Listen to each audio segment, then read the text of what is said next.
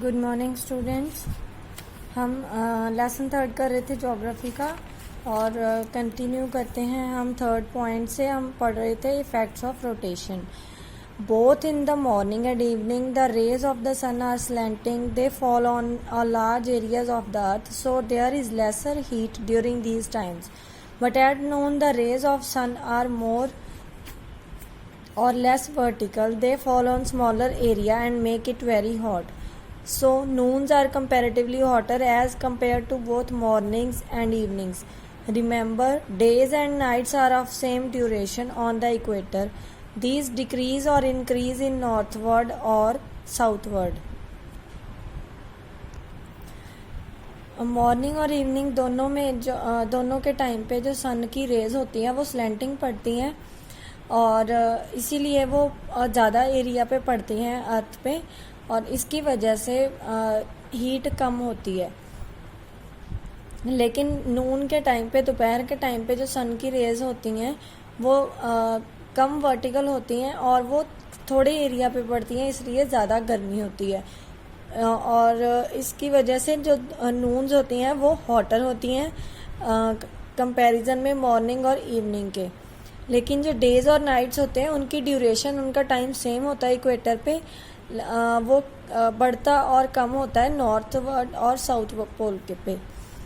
Next point है all sea breezes permanent winds while blowing turn towards their right और left hand, because according to Ferrel's law winds blowing northwards, that is in northern hemisphere, instead of blowing straight turn to their right hand and turn towards the left hand while moving in southern hemisphere. All this is due to the rotations of the earth.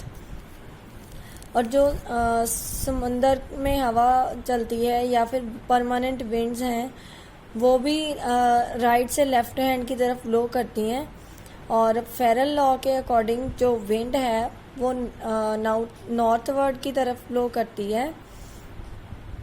मतलब northern hemisphere में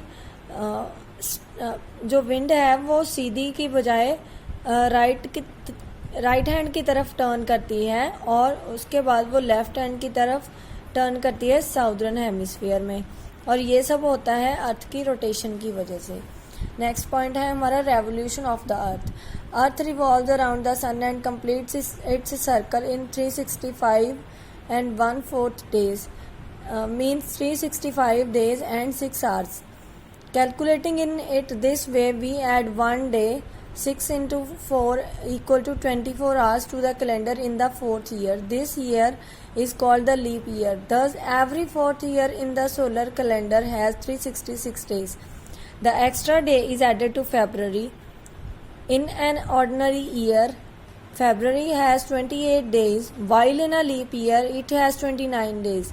Remember, a year divisible by 4 is treated as a leap year, that is 1984, 1992, 2000 and 2004 are leap years. अर्थ जो है हमारा revolve करता है सन के around और वो अपना सर्कल कंप्लीट करता है 365 और 1/4 डेज में। 1/4 मतलब 6 आवर्स, 365 डेज और 6 आवर्स में।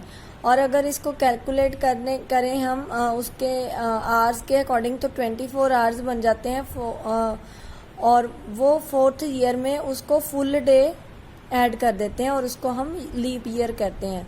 हर 4 साल के बाद लीप ईयर होता है, उसमें 366 डेज होते हैं और वो जो एक्स्ट्रा डे है वो फरवरी के मंथ में ऐड किया जाता है।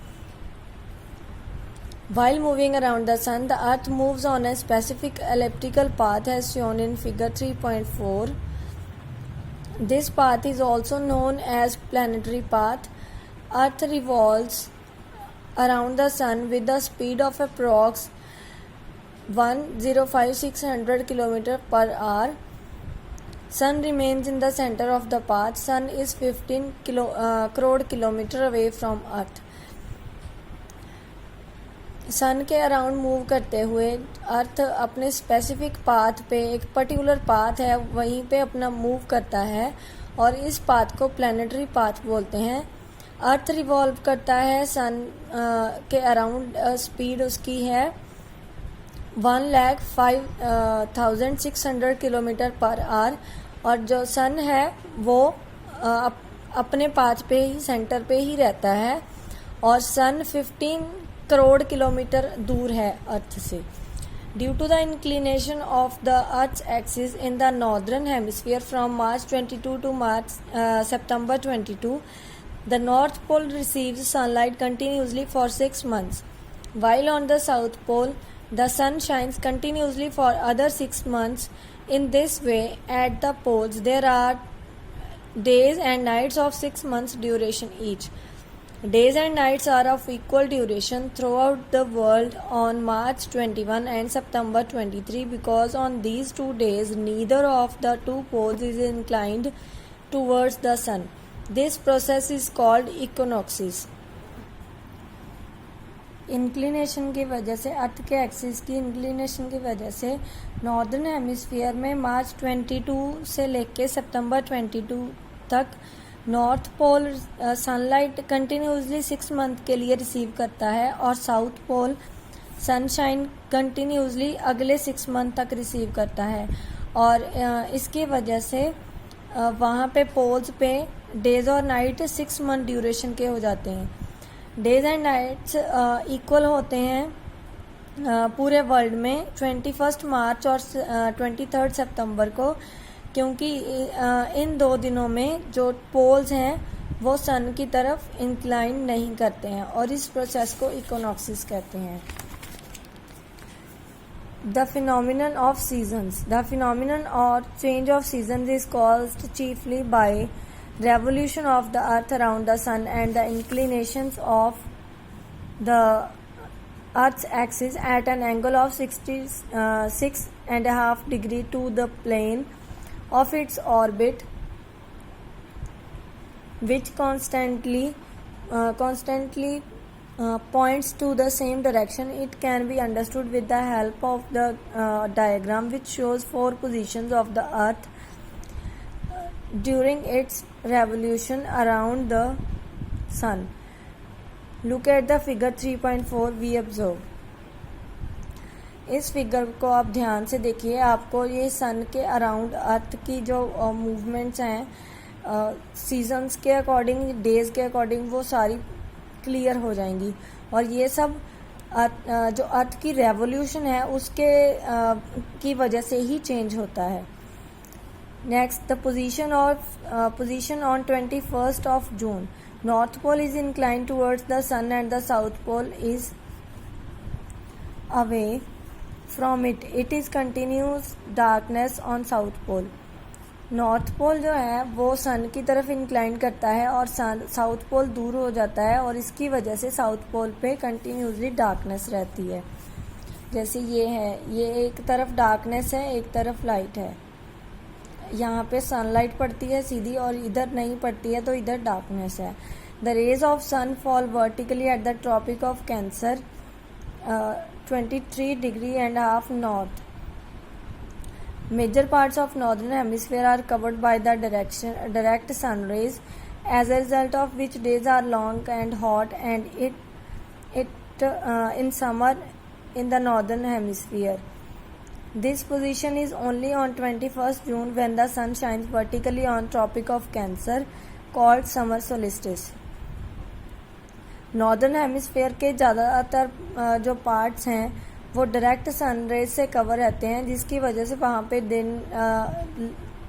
दिन का ड्यूरेशन लंबा होता है और गर्मी भी ज़्यादा होती है समर्स में।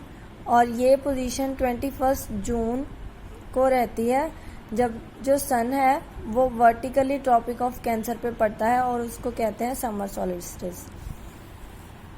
The position on 22nd of December, the south pole is inclined towards the sun and the north pole is away from it. It is continuous darkness on the north pole. अब 22 दिसंबर को जो south pole है वो incline हो जाता है सन की तरफ, और नॉर्थ पोल दूर हो जाता है, उसकी वजह से उस पर डार्कनेस हो जाती है।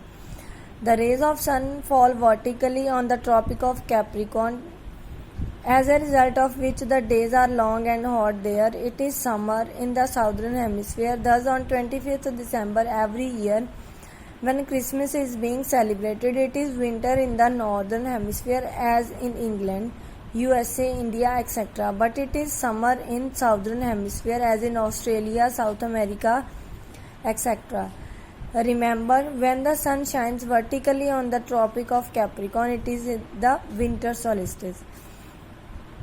अब सन की रेज अलग अलग पड़ने की वजह से अलग अलग एरियाज़ में वर्ल्ड के जो मौसम है वो अलग अलग हो जाता है. जैसे साउदर्न हेमिस्फीयर में अलग होता है और नॉर्दर्न हेमिस्फीयर में अलग होता है.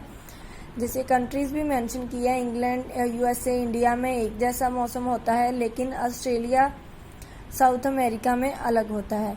और ये सब क्यों होता है? क्योंकि जो अर्थ है उसकी रेवोल्यूशन होती है, अर्थ घूमता है, उसकी वजह से सन की जो रेज हैं वो कहीं पे ज़्यादा पड़ती हैं, कहीं पे कम पड़ती हैं.